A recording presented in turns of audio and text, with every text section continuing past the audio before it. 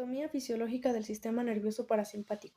Para comenzar, las fibras parasimpáticas salen del sistema nervioso central a través de los pares craneales 3, 7, 9 y 10, pero otras fibras parasimpáticas distintas abandonan la parte más inferior de la médula espinal por medio del segundo y tercer nervio raquídeo sacro y en algunas ocasiones por los nervios sacros primero y cuarto.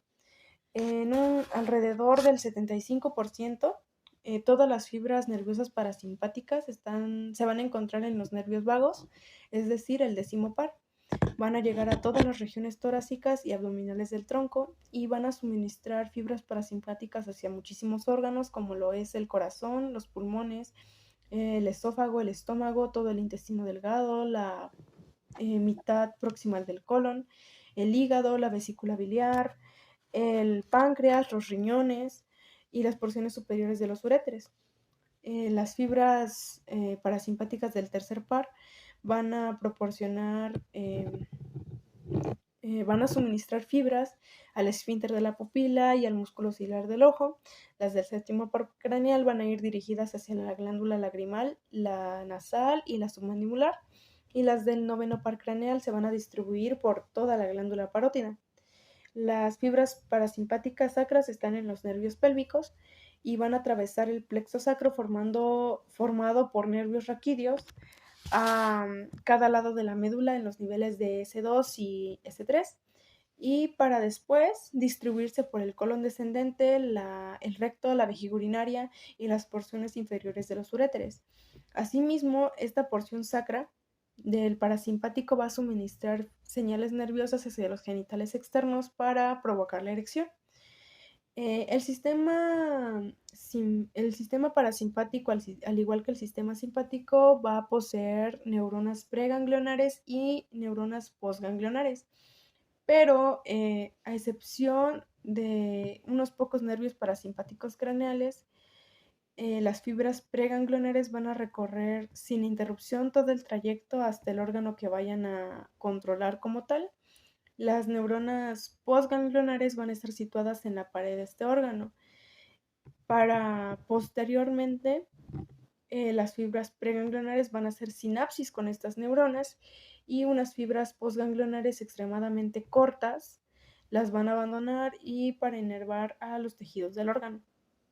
Esta localización de las neuronas postganglionares parasimpáticas en el órgano visceral se aleja bastante de la organización de los ganglios simpáticos debido a que los somas celulares de las neuronas postganglionares simpáticas casi siempre están situadas en los ganglios de la cadena simpática o en otros ganglios aislados diferentes por el abdomen en vez de hallarse en el órgano excitado. Existen diversas sustancias involucradas en el correcto funcionamiento del sistema nervioso autónomo. Cuando nos referimos específicamente al funcionamiento del sistema nervioso parasimpático, sabemos que el principal neurotransmisor involucrado en su correcto funcionamiento es la acetilcolina. ¿Qué determina esto? La distribución funcional postganglionar. Las sustancias que liberan las fibras nerviosas simpáticas postganglionares es la noradrenalina. Con respecto a las fibras nerviosas postganglionares parasimpáticas, es la acetilcolina. La liberación de acetilcolina ocurre en pequeñas fibras o filamentos que se encuentran próximos a las células inervadas. Durante el potencial de acción, la permeabilidad de la membrana se vuelve más afín a los iones de calcio. Estos iones de calcio entran en pequeñas dilataciones denominadas varicosidades, las cuales se encuentran en estos filamentos y su función es almacenar la acetilcolina.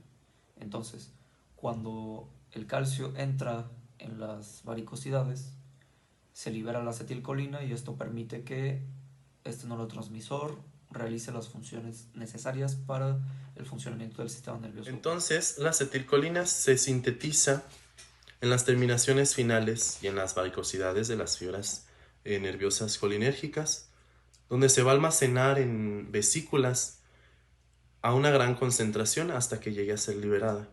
En la reacción química de esta síntesis es acetilcolina más colina, y mediante una acetiltransferasa de colina tenemos el producto de acetilcolina. Una vez que la acetilcolina se secreta a un tejido a partir de una terminación nerviosa colinérgica, pues esta persiste unos pocos segundos mientras cumple la función de transmitir la señal nerviosa. Esta se ioniza en iones acetato y colina, catalizados por la enzima acetilcolinesterasa. Esta acetilcolinesterasa está unida al colágeno y a los glucosaminoglucanos en el tejido conjuntivo local. Este mecanismo, pues es el mismo mecanismo que ocurre en las uniones neuromusculares de las fibras nerviosas esqueléticas para la transmisión de señal colinérgica y pues su posterior destrucción de la acetilcolina. Después, la colina formada se va a transportar de nuevo hasta la terminación nerviosa, donde aquí pues vuelve a sintetizarse una y otra vez para la síntesis de nueva acetilcolina. Siguiendo entonces también tenemos la síntesis de noradrenalina. Esta comienza en el axoplasma de las terminaciones nerviosas de las fibras adrenérgicas, pero se va a complementar en el interior de las vesículas secretoras. Esto mediante 4 pasos básicos, en donde comienza con tirosina, hidroxilándose para formar dopamina, dopa. Esta dopa pasa por una descarboxilación, que entonces sí transforma la dopa en dopamina al mismo nivel, y luego hay una transportación de la dopamina hacia las vesículas. En estas vesículas, la dopamina pasa por hidroxilación para formar entonces noradrenalina. Pero en la médula suprarrenal hay un quinto paso en donde la noradrenalina por una metilación pasa a adrenalina. Y después de la secreción de noradrenalina a través de las terminaciones nerviosas, se elimina desde su punto de salida siguiendo 3 vías principales. La primera es la recaptación por las propias terminaciones nerviosas adrenérgicas mediante un proceso de transporte activo. La segunda es una difusión desde las terminaciones nerviosas hacia los líquidos corporales y a continuación hasta la sangre. Esto explicaría la eliminación de la mayor parte de la noradrenalina restante. Y el tercer paso es la destrucción de pequeñas cantidades por parte de las enzimas tisulares. Una de estas enzimas es la monoaminoxidasa, que está presente en las terminaciones nerviosas, y otra es la catecol o metiltransferasa, distribuida de forma difusa por los tejidos. Y lo habitual es que la noradrenalina secretada directamente a un tejido se mantenga activa tan solo unos pocos segundos, lo que manifiesta que su recaptación y su difusión lejos de estas zonas sean rápidas.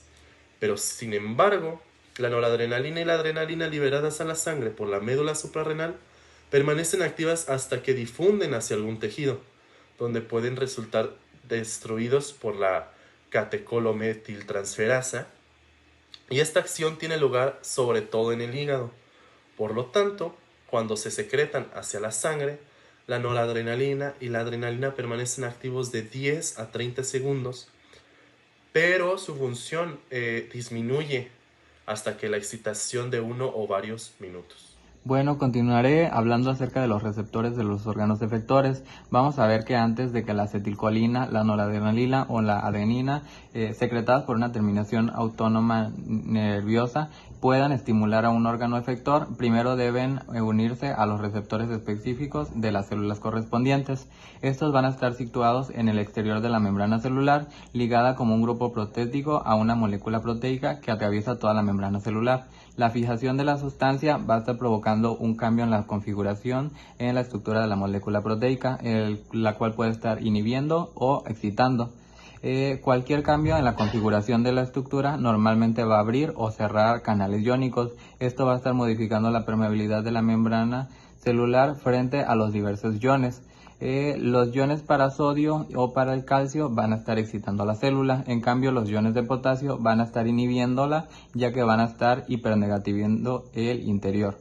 Y luego tenemos otro método de funcionamiento habitual a los receptores que consiste en activar o inactivar una enzima dentro de la célula. Esto va a estar trabajando como segundos mensajeros. Luego, hablando más específicamente, vamos a tener los dos principales receptores para la acetilcolina, que estos van a estar activándose por receptores muscarínicos o nicotínicos. Los receptores muscarínicos, estos van a estar utilizando proteínas G como mecanismo de señalización que están presentes en todas las células efectoras estimuladas por las neuronas colinérgicas postganglionares del sistema nervioso parasimpático, así como también para el sistema simpático. En cambio, los receptores nicotínicos son canales iónicos activados por ligandos que se encuentran en los ganglios autónomos. Luego tenemos también receptores adrenérgicos tipo alfa y beta. Tipo alfa y tipo beta. Los tipo alfa se van a estar dividiendo en alfa 1 y alfa 2 que se unen a diferentes proteínas G. Y los receptores beta se dividen en receptores beta 1, 2 y 3 porque determinan productos químicos que no activan más que sobre algunos de ellos.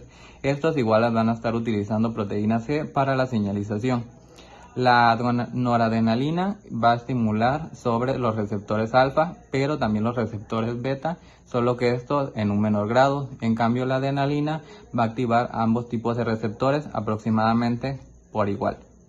Luego, como podemos ver, los receptores alfa y beta no están asociados necesariamente a estar excitando o inhibiendo una célula, sino tan solo a la afinidad de la hormona para el receptor de un órgano efector determinado. Un ejemplo muy claro va a ser sobre lo que es el órgano de la visión, lo que es una respuesta simpática o parasimpática. Tanto el sistema nervioso simpático como el parasimpático van a encargarse de excitar o inhibir órganos. Sin embargo, hay órganos que están más al mandato de uno en específico.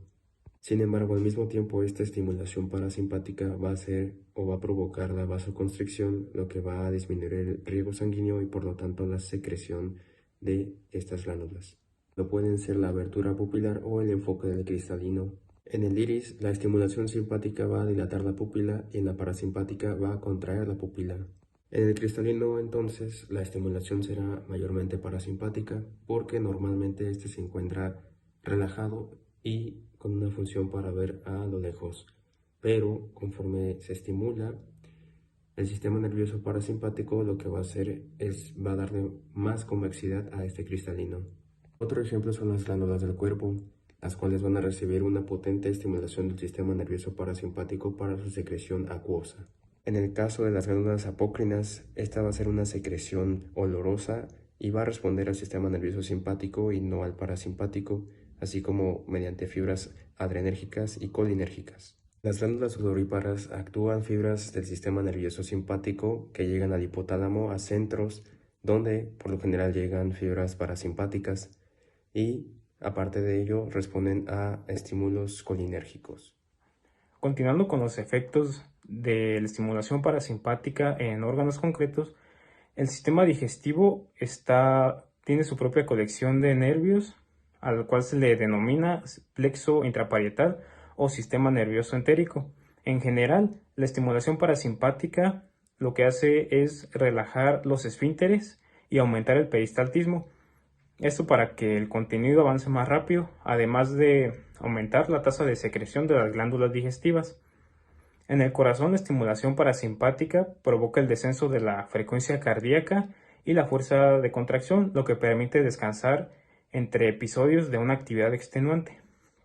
Ahora, en los vasos sanguíneos sistémicos, pues la estimulación parasimpática carece de efectos sobre los vasos, pero lo que hace es dilatarlos.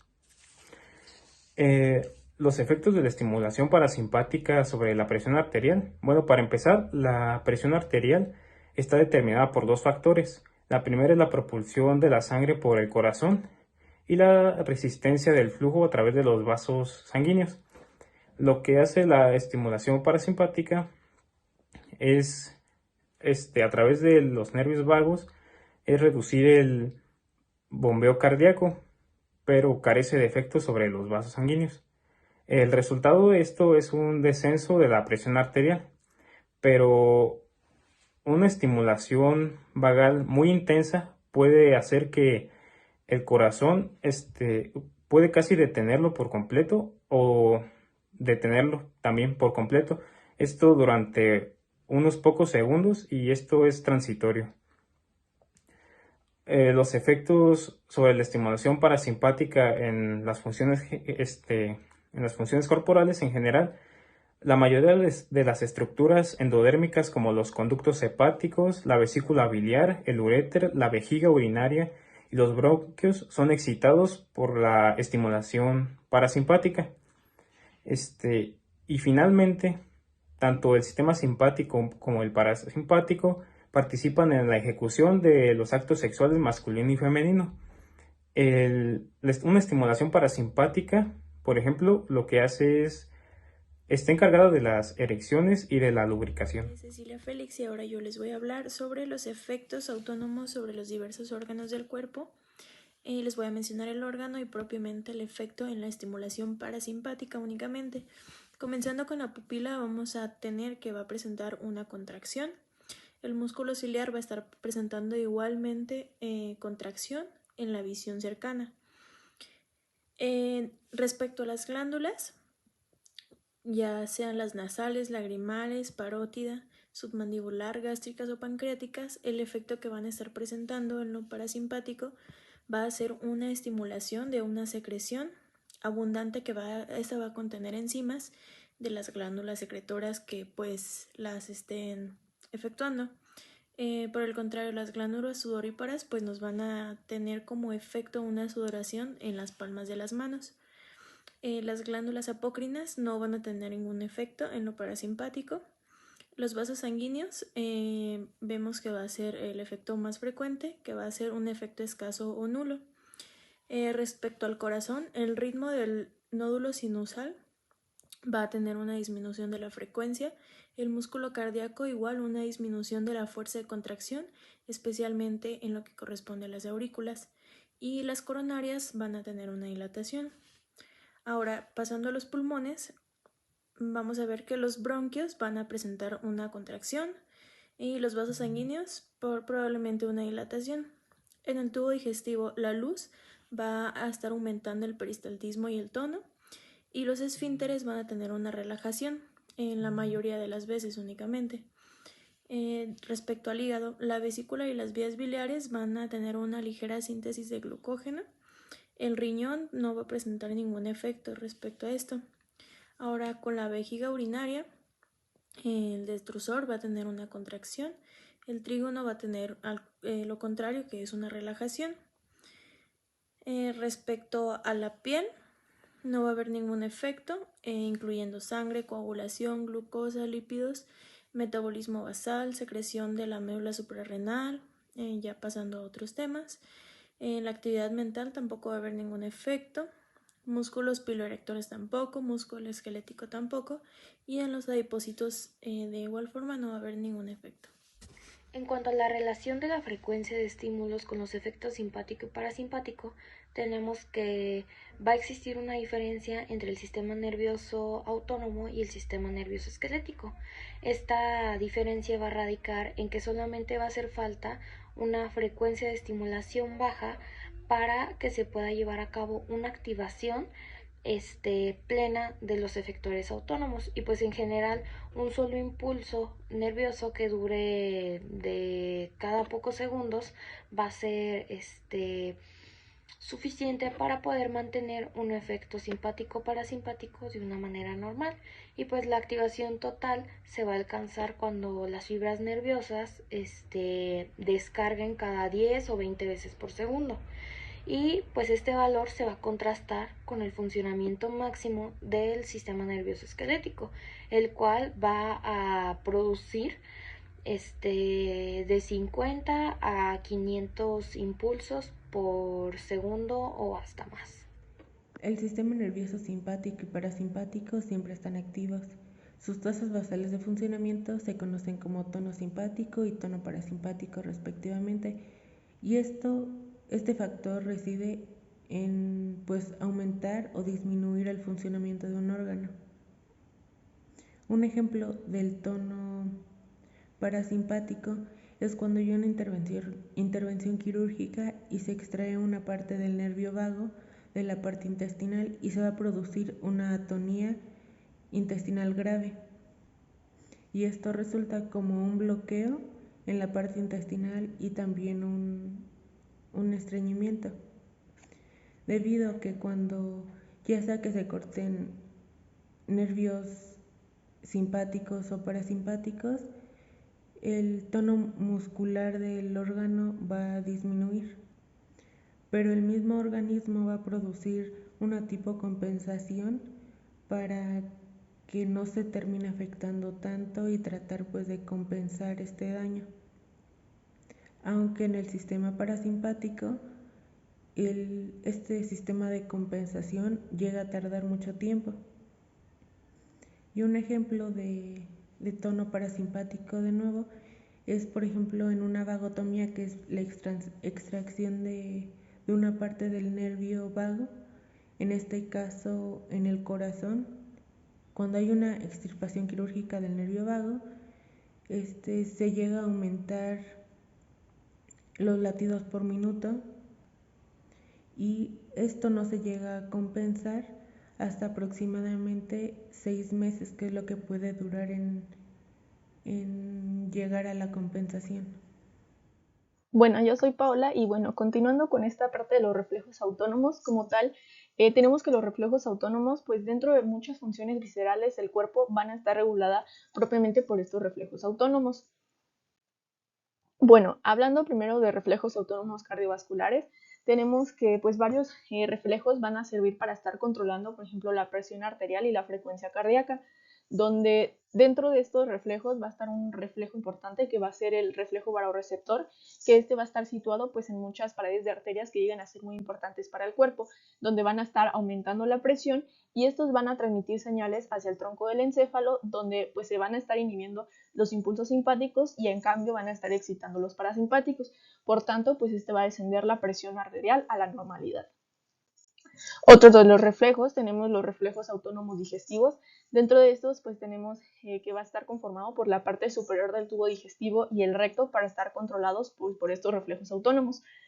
Un ejemplo de este podría ser el olor de un alimento apetitoso, que va a poner en marcha pues, una serie de señales que van desde la nariz y la boca hasta los núcleos salivales, donde estos núcleos salivales van a estar enviando pues, impulsos a los nervios parasimpáticos hasta las glándulas secretoras de la boca y el estómago, donde pues, va a servir para esta pues, parte de la alimentación, así como pues, para estar secretando también el jugo gástrico en el estómago.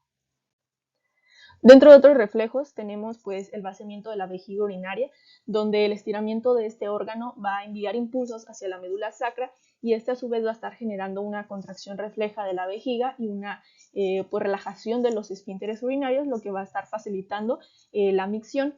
Otro de los reflejos tenemos los reflejos sexuales, que estos se van a llegar a poner en marcha a partir de estímulos psíquicos originados en el cerebro y pues así por el estímulo también propios de los órganos sexuales.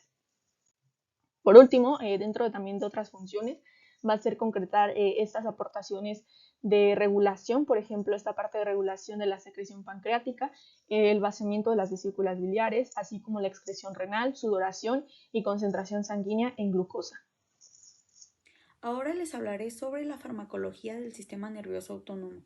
Como primer punto tenemos a los fármacos que actúan sobre los órganos efectores adrenérgicos, estos son los simpático-miméticos.